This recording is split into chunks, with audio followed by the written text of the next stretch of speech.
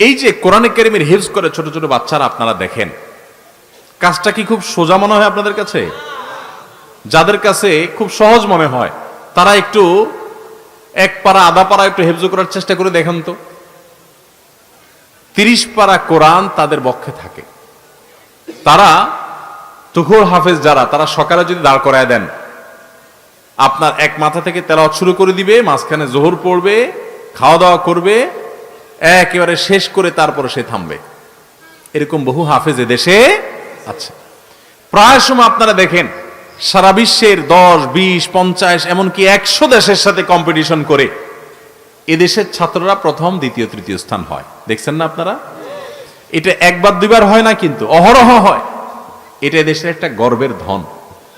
এই হেফজখানার ছাত্ররা কিভাবে বিশ্ব জয় করে, বাংলাদেশের হেফজখানার ছাত্ররা কিভাবে বিশ্ব জয় করে, কিভাবে এই ছোট ছোট বাচ্চারা 30 পারা কোরআন তোতা পাখির মতো তারা মুখস্থ করে আবার শুনিয়ে দিতে পারে, কিভাবে সম্ভব হয়? এর একটা সিক্রেট আছে, অনেক কারণ আছে। হেফজখানার ব্যবস্থাপনার সংশোধনের অনেক জায়গা আছে, আবাসন ব্যবস্থাপনা ইত্যাদিতে প্রচুর সংশোধন হওয়া উচিত। কিন্তু একটা বিশেষ সিক্রেট ভালো দিক আছে, সেটা কি জানেন? হেফজখানার ছাত্ররা আমার জানা মতে বাংলাদেশে সকল হেফজখানার ছাত্ররাই তারা কয়েকটা বিষয়ে সুন্নাহ সম্মত লাইফস্টাইল মেনটেন করে। বিশেষ করে 3টা সুন্নতের আমল তাদের মধ্যে আছে। কয়টা সুন্নত? 3টা। 1 নম্বর হলো হেফজখানার ছাত্ররা রাতে দেরিতে ঘুমায় না। সাধারণত যারা ভালো ছাত্র বা পরীক্ষার ব্যাপারে সিরিয়াস, তারা পড়াশোনা করবে দেখবেন রাত 12টা, 1টা, 2টা পর্যন্ত জেগে, তাই না? এটা হলো জেনারেল চিত্র আমাদের সমাজে, যে যারা ভালো পরীক্ষা দিতে চায়, পরীক্ষা ভালো ফলাফল করতে চায়, পড়ালেখা করতে চায়, তারা রাত 12টা, 1টা, 2টা পর্যন্ত পড়ে, ঠিক না? কিন্তু আপনারা কয়জনে জানেন আমি জানি না, অনেকে হেফজখানার ভিতরে খবর আপনারা জানেন না, আবার কেউ কেউ হয়তো জানেনও। হেফজখানার ছাত্ররা, সারা বাংলাদেশের হেফজখানার ছাত্রদের রুটিন হলো তারা সর্বোচ্চ 10টার মধ্যে ঘুমায় যায়। কয়টার মধ্যে ঘুমায়? 10টার মধ্যে ঘুমায়। 10টার মধ্যে ঘুমায় যায়, আবার 30 পারার কোরআনে হেফজ হয়। কিভাবে সম্ভব? আমরা মনে করি যে যত পড়ালেখা করে সে তত রাত জাগে, তাই না? হেফজখানা দেখেন উল্টা, তারা রাত জাগে না, তারা রাত্রে তাড়াতাড়ি শুয়ে পড়ে। বিশেষ করে যারা ছাত্র আছেন স্কুলের, কলেজের, এমনকি জেনারেল মাদ্রাসার, তাদেরকে বলছি এবং অন্যদেরকেও বলছি যে আপনারা খেয়াল করেন, হেফজখানার ছাত্ররা রাত 12টা, 1টা পর্যন্ত জেগে পড়ে, এরকম একটা হেফজখানা সারা বাংলাদেশে নাই। বাংলাদেশে কোনো হেফজখানার ছাত্র রাত 12টা, 1টা পর্যন্ত পড়ে না। তাহলে গভীর রাত পর্যন্ত না পড়লে কিসের ছাত্র? আবার 30 পারা কোরআন হেফজ করে ফেলে কিভাবে? সিক্রেট হলো, নবী করিম সাল্লাল্লাহু আলাইহি সাল্লামের সুন্নত হলো রাতে তাড়াতাড়ি ঘুমানো। নবী করিম সাল্লাল্লাহু আলাইহি সাল্লাম এশার পরে অন্য কোনো কার্যকলাপ পছন্দ করতেন না। এশার আগে ঘুমানো অপছন্দ করতেন, এশার পরে দুনিয়াবি কোনো কার্যকলাপ, কথাবার্তা, আড্ডা ফাড্ডা এগুলো পছন্দ করতেন না। আবু বারজা রাদিয়াল্লাহু তাআলা বলেছেন, কানান নবী সাল্লাল্লাহু আলাইহি সাল্লাম ইয়াকরাহুন নাওমা ক্বাবলা আল ইশা ওয়াল হাদিস বাদাহা। হাদিসটি বুখারী মুসলিম এক জায়গায় বর্ণনা করেছে। তিনি বলেছেন নবী সাল্লাল্লাহু আলাইহি সাল্লাম এশার আগে ঘুমানোটা অপছন্দ করতেন মাগরিবের পরে, আর এশার পরে কথা বলা অপছন্দ করতেন, ঘুমানোটা পছন্দ করতেন। এশার পর কোনো কথা নাই, সাথে সাথে ঘুম। এখন বিজ্ঞানও বলে মানুষ যদি রাতের প্রথম অংশে তাড়াতাড়ি ঘুমায় পড়ে, তাহলে মানুষের শরীরে ইমিউন স্ট্রং হয়, রোগ প্রতিরোধ ক্ষমতা বৃদ্ধি পায়। এটা স্বাস্থ্যের জন্য ভালো। রাত জাগা ভয়ঙ্কর ক্ষতি ডেকে আনে মানুষের। এই জন্য পৃথিবীর উন্নত দেশগুলোতে দেখবেন, আপনার পশ্চিমা দুনিয়া তো আছেই, জাপানে, কোরিয়াতে, থাইল্যান্ডে, বিভিন্ন দেশে আমি নিজের চোখে দেখেছি। আর বহু দেশের চিত্র আপনি অনলাইনে সার্চ করলেও জানতে পারবেন যে তাদের দেশে মানুষগুলো সন্ধ্যার পর পর তারা খাওয়া দাওয়া করে শুয়ে পড়ে। যেহেতু অমুসলিম বেশিরভাগ, তাদের তো আর এশার নামাজ নাই, তারা সন্ধ্যার পর পর খেয়ে তাড়াতাড়ি করে শুয়ে পড়ে, আবার ভোরে তারা উঠে যায়।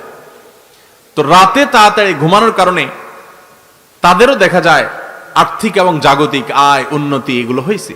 আর আমাদের হেফজখানার ছাত্রদের আমরা দেখলাম যে তারা রাত 10টা ভিতরে 100% হেফজখানার ছাত্ররা শুয়ে পড়ে, বরং এশার পর পর তারা খুব দ্রুততার সাথে শুয়ে পড়ে। এশা একটু দেরিতে হয় মাদ্রাসাগুলোতে, এশা পড়ে তারা তাড়াতাড়ি শুয়ে পড়ে এবং উঠে কখন? একটা সুন্নত হলো তাহলে রাতে তাড়াতাড়ি ঘুমায় তারা। আরেকটা সিক্রেট তাদের সাফল্যের, সেটা কি? ভোরে তাড়াতাড়ি উঠে, শেষ সাথে তাড়াতাড়ি উঠে।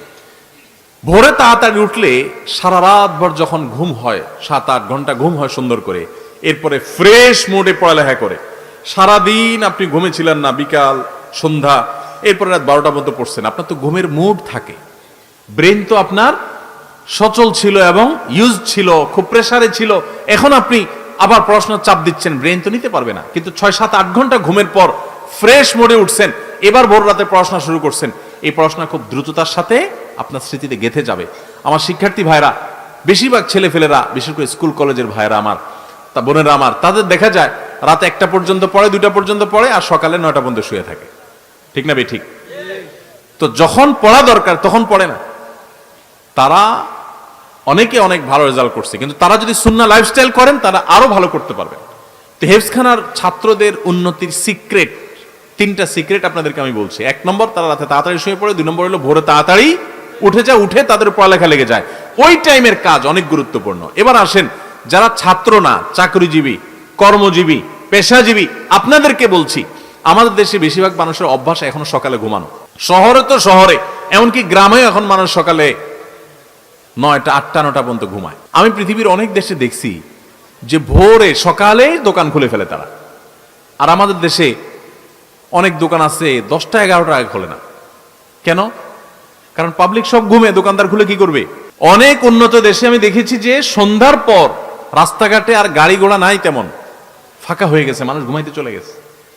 আর আমাদের দেশে রাত 8টা, 9টা মানেই সবচাইতে পিক জ্যামের টাইম, কারণ পাবলিক ঘরের গুলো সব বাইরে হয়ে গেছে।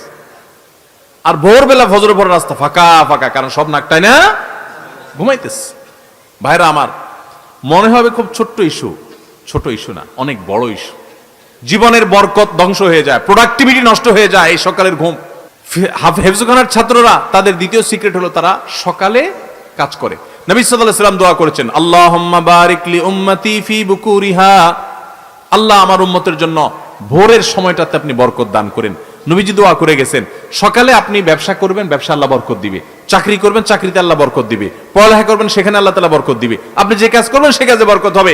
আর যদি ঘুমায় থাকেন তাহলে অলসতা বরকত হবে, মানে অলসতা বেশি হবে।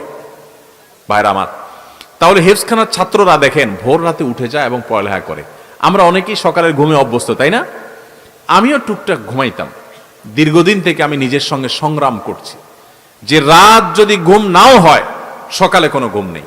এবং আলহামদুলিল্লাহ বহুদিন পর্যন্ত আল্লাহর তৌফিকে আমি ঘুমাই না। যত কষ্ট হয় হোক, সকালে কোনো ঘুম নেই। সকালে কাজ, সকালে আমল, সকালে কোনো ঘুম নেই।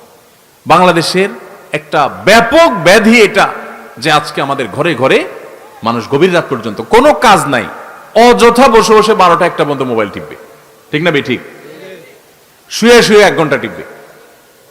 এই জন্য মোবাইল বাসায় ঢুকার আগে মোবাইলের গলা চিপে বন্ধ করে তারপর ঢুকেন। দেখেন, জীবন খুব সংক্ষিপ্ত, এর বড় একটা অংশ আমাদের মোবাইল টিপে টিপিতে চলে যায়। আমাদের জীবনকে যদি ক্যালকুলেশন করে বের করে দেখানো হয়, তো দেখা যাবে যে আজকালকার তরুণরা যারা অল্প বয়সে মোবাইল হাতে পেয়ে গেছে, তাদের জীবনের সবচেয়ে বড় অংশটা মোবাইলের ভিতরে তারা ডুব দিয়েছিল। কি জবাব হবে আল্লাহর কাছে?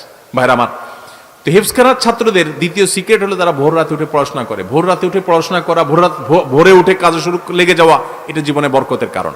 নাম্বার 3, তারা কাইলুলা করে। এইটা তো একেবারে বিদায় হয়ে গেছে, এই সুন্নত এখন কোথাও নেই হেফজখানা ছাড়া। কাইলুলার সুন্নতের সাথে পরিচিত আছেন আপনারা? কাইলুলা মানে দুপুরের ঘুম। দুপুরের ঘুম, এই দুপুরের ঘুম বলতে এক্সাক্ট কোন সময়টার ঘুম, এটা নিয়ে ওলামা একরামের নানা রকমের বক্তব্য আছে। একটা অথেন্টিক এবং শক্তিশালী বক্তব্য হলো এটা জোহরের আগে।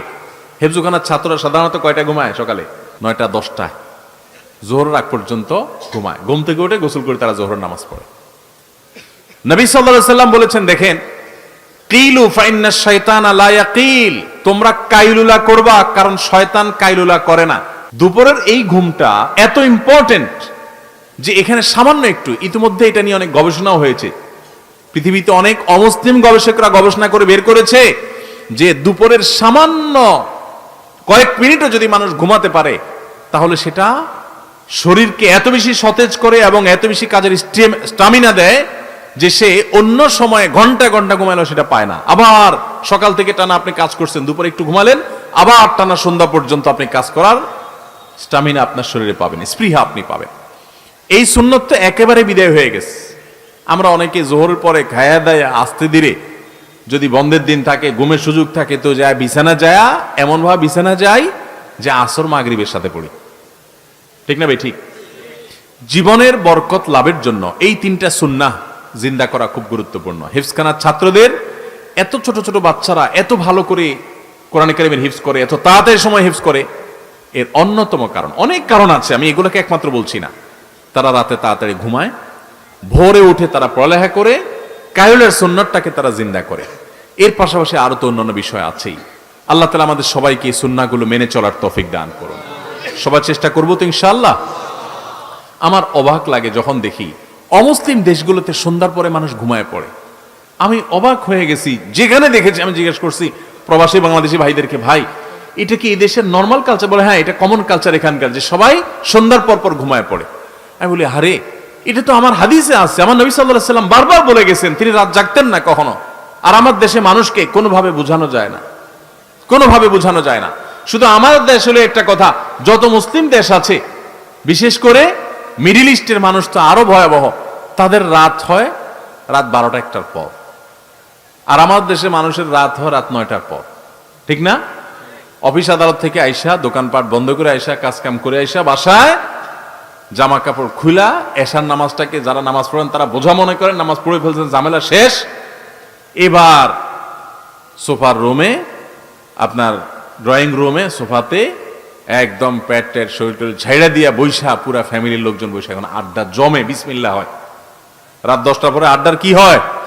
বিসমিল্লাহ হয়। এরপরে 11টা-12টার দিকে আস্তে আস্তে বিছানা যাও, তাও ওই আধা হাত একটা মোবাইল সাথে থাকে। এবার ওইটা আবার আধা ঘন্টা 1 ঘন্টা টিপতে থাকে। ভাইরা আমার, জিন্দিগির বরকত নষ্ট হওয়ার জন্য যথেষ্ট। আমি আলহামদুলিল্লাহ আপনাদেরকে আনন্দের সংবাদ শুনাই। আমার বাসার মধ্যে, বাসা যখন থাকি আমরা, রাত 10টার মধ্যে ঘুম শেষ, সবাই রাত 10টার ভিতরে ঘুমায় যাবে। এই প্রতিজ্ঞাকে বাস্তবায়ন করার জন্য প্রতি মুহূর্তে আমরা চেষ্টা করে যাচ্ছি, এবং আলহামদুলিল্লাহ বেশিরভাগ ক্ষেত্রে আমরা সফল। আর সকালে কোনো ঘুম নাই। সকালে যে ছাত্র সে পড়ালেখা চলে যাবে, যে কর্মজীবী তার কাজ শুরু করবে, মা তার ঘরের কাজ শুরু করবে, সবাই তার কাজে লেগে যাবে। রাতে তাড়াতাড়ি ঘুমাবে। রাতের ঘুমটা স্বাস্থ্যের জন্য দরকারি। আপনি মনে করেন কিরে ভাই, হুজুর ঘুমের ওয়াজ করতে আসছে, এই ঘুমের মধ্যে আপনার দুনিয়া এবং আখেরাতের, অর্থাৎ এইভাবে সুন্নাহসম্মত উপায়ে ঘুমের মধ্যে আপনার দুনিয়া আখেরাতের প্রভূত কল্যাণ আল্লাহ তাআলার ভিতরে ভরে রাখছেন। শয়তান আমাদেরকে উপলব্ধি করতে দেয় না। অতএব আমরা সবাই চেষ্টা করবো তো ইনশাআল্লাহ। আল্লাহ তাআলা আমাদের সবাইকে আমল করার তৌফিক দান করুন।